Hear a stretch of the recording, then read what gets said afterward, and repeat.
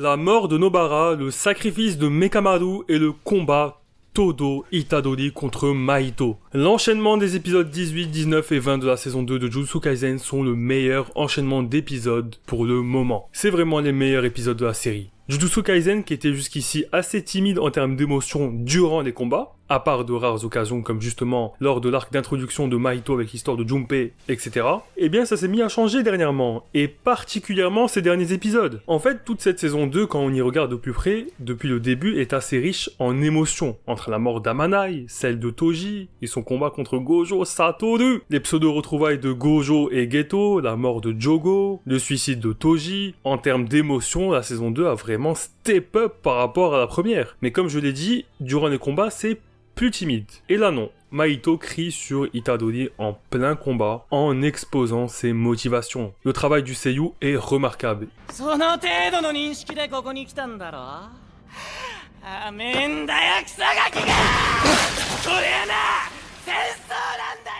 Itadori a des dialogues intérieurs, remet en question ses principes. Il y a une petite bataille d'idéologie intéressante soulevée par Mahito. Itadori est en larmes, il crie. C'est magnifique. C'est ce qu'on aime.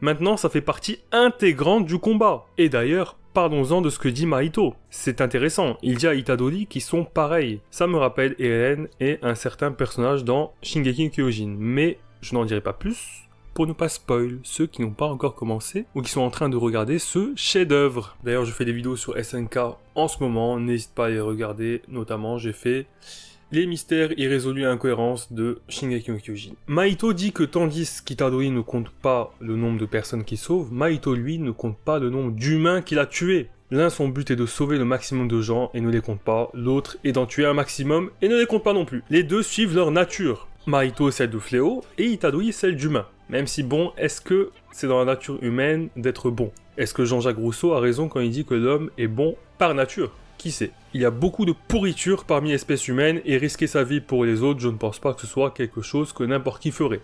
Toi derrière ton écran, tu ne ferais jamais ça. Ne mens pas. Donc soit Mahito veut dire que Itadori suit sa nature d'humain, soit sa nature d'exorciste, ou même sa nature tout court. Sa nature à lui d'homme altruiste. Et donc Mahito veut dire que c'est dans la nature d'un fléau de tuer des humains. Il lui rappelle qu'ils sont en guerre d'ailleurs. C'est dans la nature des fléaux de tuer les humains, ça ne sert à rien à Itadori d'être choqué, d'être brisé, c'est juste comme ça. Il ne peut pas changer la nature de son adversaire. De même que c'est la guerre, il est donc normal que ses camarades se fassent tuer par les fléaux qui sont les ennemis. Mahito en disant à Itadori, tu croyais que tu allais affronter des yokai, des monstres de contes de fées, etc., tu es naïf. Amaidayo! Eh bien, il veut lui rappeler la réalité des choses. Il y a beaucoup de fléaux random faibles en soi qu'on peut éliminer sans se poser de questions. C'est juste des monstres. Ça me rappelle une phrase d'Ichigo dans Bleach qui en parlant des holos disait penser que c'était juste des monstres. Donc des monstres à abattre sans se poser de questions alors que bon, ce sont des êtres humains à l'origine. Là, les fléaux n'ont pas d'humanité, mais ce ne sont pas que des monstres faibles sans conscience à abattre. Il y a une vraie guerre d'idéologie. Itadori, lui, de ce que je comprends, de ce que reproche Mahito, voit directement son point de vue comme celui valable et néglige les fléaux comme si c'était normal qu'ils se fassent éliminer. C'est dans l'ordre des choses. Mahito vient lui rappeler que non. La preuve, il vient de tuer 2 amis à lui, et il dit celui qui gagne aura raison, et décidera comment sera le monde dans 100 ans. Prouver sa vision du monde par la force, l'imposer. J'ai tout de même un petit problème avec cette vision de Mahito, et même de tous les autres fléaux aux côtés de Geto. Quand je dis Geto, c'est le mec qui prend sa place. Il est dit en saison 1 qu'il y a très peu de fléaux de rang S dans tout le Japon. Je crois même que dans le film 0, il est dit par Geto qu'il n'y en avait que 16 à l'époque. En tout cas, c'est l'ordre de grandeur. Même admettons qu'il y en ait 100 ou même 1000, c'est pas beaucoup. Mais combien y a-t-il de fléaux intelligents en fait? C'est ça ma vraie question. Parce que même les fléaux de rang un peu inférieur à S sont intelligents comme le criquet. Le criquet qui a affronté Itadori au début de l'arc. En tout cas, je n'ai pas l'impression qu'il court les rues. Donc au final, tu auras une société de fléaux qui domine les humains, mais où la grande majorité sont des monstres bêtes sans conscience. Je trouve ça un peu bizarre. Je mets vraiment les fléaux de haut rang à part. L'humain, lui, est défini par son intelligence, sa conscience, mais le fléau, non. Donc par quoi est-il défini? Juste tuer des humains, comme les humains seraient définis par leur humanité, leur bonté, et les exorcistes par le fait d'exorciser des fléaux. Après voilà, je chipote, les fléaux de rang S seront juste contents de vivre dans un monde où les fléaux dominent les humains, c'est dans leur nature de les tuer. Mais je me devais de souligner ce point. Sinon le combat, rien à dire, incroyable, vraiment. Et vous voyez, quand Itadori se fait tabasser, je me suis dit, wesh, est-ce qu'il va s'énerver et se relever à la Naruto avec le chakra de Kyuubi? Sauf que je me suis rappelé que dans Jujutsu Kaisen, on n'a jamais eu de ce type de scène. Enfin, on a bien eu Nanami qui s'énerve contre le blond, mais Sukuna qui se manifeste par un énervement, on n'a jamais eu ça, quoi. D'ailleurs, bon, peut-être que Itadori peut augmenter son énergie occulte en s'énervant, mais ce qui est certain, c'est que Sukuna ne fonctionne pas comme Kyuubi. Il n'a pas plus de chances de se manifester s'il s'énerve, s'il a de la haine. En tout cas, pour le moment. À moins que j'ai oublié un moment où il l'a fait dans la saison 1. Dites-le moi en commentaire si je me suis trompé. Donc je me suis ravisé, je me suis dit non, ce n'est pas ce qui va se passer. Mais je ne m'attendais pas à voir débarquer Todo. Le clap, la démarche, avec chaque pas doucement qui soulève la poussière, avec la voix bien virile de Todo, et l'OST... Wow, c'était incroyable. Quand on y pense, c'est le combattant parfait pour affronter Mahito. Il peut se battre au corps à corps, en esquivant, c'est parfait. Après, ses coups n'affectent pas directement l'âme de Mahito, et ça c'est embêtant, donc il sera plus un support pour Itadori justement. Et on a un autre moyen de contrer l'extension du territoire a priori. Un nouveau moyen. Je pense que si Todo se retrouve piégé dans le territoire de Mahito, il lui suffit d'échanger sa place avec un item en dehors, et voilà. Je pense que Todo est plus fort que Nanami au passage. Par contre, pourquoi Mahito n'a pas étendu son territoire contre Itadori jusqu'ici? J'étais vraiment curieux de voir comment il allait faire pour s'en tirer ce coup-ci. Est-ce que Sukuna allait encore intervenir ou est-ce qu'il aurait trouvé un moyen autre? Là, la situation est différente, je suppose, vu qu'il vient de prendre possession du corps d'Itadori à un autre moment. Mais non, maintenant, si Mahito étend son territoire, c'est sûr que c'est Todo qui va en sortir. En stand-by, on a toujours le délire de Choso et ses souvenirs factices, et Karasu qui va se battre contre Geto. J'attends de voir ça. Bon. あの村の連中は全員頭がおかしい。っていうわけでもなかったかな。虎杖、みんなに伝えて。悪くなかった。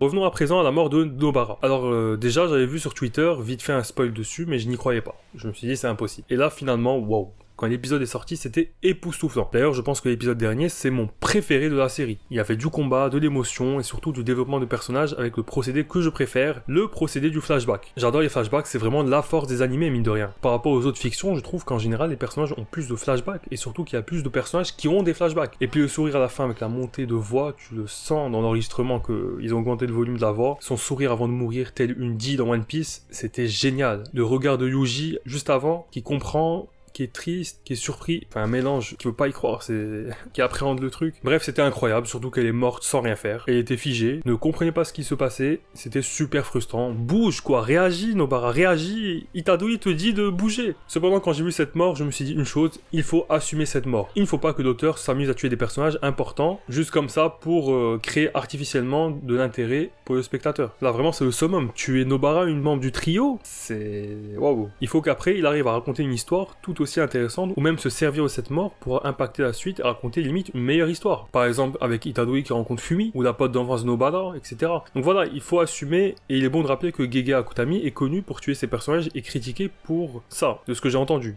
Vous savez que son manga a failli être cancel en saison 1, enfin vous savez peut-être pas, il a alors tué Itadori pour relancer l'intérêt des spectateurs. Itadori qui évidemment n'était pas vraiment mort. Et aussi quand j'ai vu cette mort, je me suis dit, elle peut revenir dans la série plus tard. Parce qu'entre Toji qui revient, la conscience de Geto qui ressurgit, Mekamaru qui revient sous forme de conscience bis, on nous montre que c'est possible. Et pour cause, dans l'épisode 20, on nous apprend qu'elle peut peut-être être ramenée. C'est vrai que ça désamorce un peu le choc, et qu'on voulait que l'auteur ait des balls jusqu'au bout, là il assume à moitié. Mais je trouve que c'est un bon compromis, on a eu la séquence émotion, l'épisode derrière, on l'a pensé morte, donc bon, on a vécu le truc, et là on nous dit qu'il y a un espoir, mais ce n'est pas sûr. Je pense que comme Gojo scellé, elle va rester absente une grosse partie du manga, donc ça reste un pari risqué et applaudissable, et il faudra faire une partie de l'intrigue sans Nobara. Le plus cruel serait que Akutami l'ait tué malgré tout et nous ait donné le faux espoir. C'est quand même un gros fumier entre Geto, qui en fait n'est pas Geto, alors qu'on entendait des retrouvailles avec Gojo, un ami qui est mort sans avoir développement, pourtant amorcé en saison 1, et Nobara qui en début d'arc est sous-entendu comme étant peut-être amoureuse d'Itadori. Au final rien, pas de suite sur ça, il nous coupe court à chaque fois. Dernier... Miwa.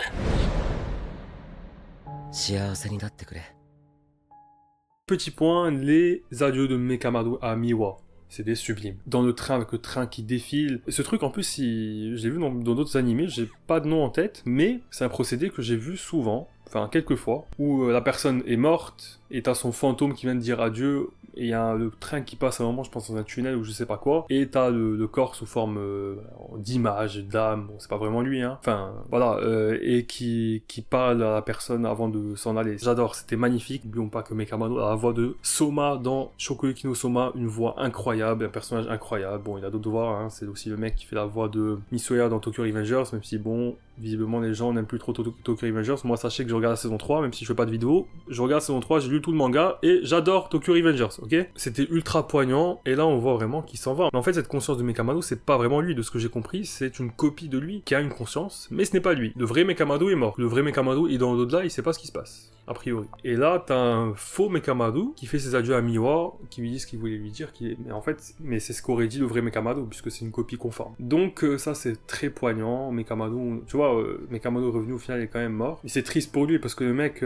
il s'est fait soigner de son serment inné pour remourir derrière juste après. Il aurait dû fuir, franchement il aurait dû fuir. J'ai adoré ses camarades qui apprennent sa mort dans la foulée et sa trahison, les deux dans la foulée, et il lui en veuille de les avoir sous-estimés, de ne pas les avoir envoyés à Shibuya, mais au fond, tu sens quand même que... Ils disent ça, mais au final, ça veut dire qu'ils tenaient à eux, et ça, à ce niveau-là, ils sont plutôt contents. Donc voilà, j'espère que la vidéo vous a plu, n'hésitez pas à laisser un like, à commenter, à me dire ce que vous avez pensé de ces épisodes. Oui, je sors la vidéo, alors que l'épisode 21 est déjà sorti, je sais, désolé, c'est comme ça, mais j'essaierai d'être régulier à l'avenir, si j'arrive à retrouver un ordinateur. Et sur ce, je vous dis, passez de bonnes fêtes, joyeux Noël, c'est pour bientôt, hein. Et sur ce, je n'ai pas d'ennemis.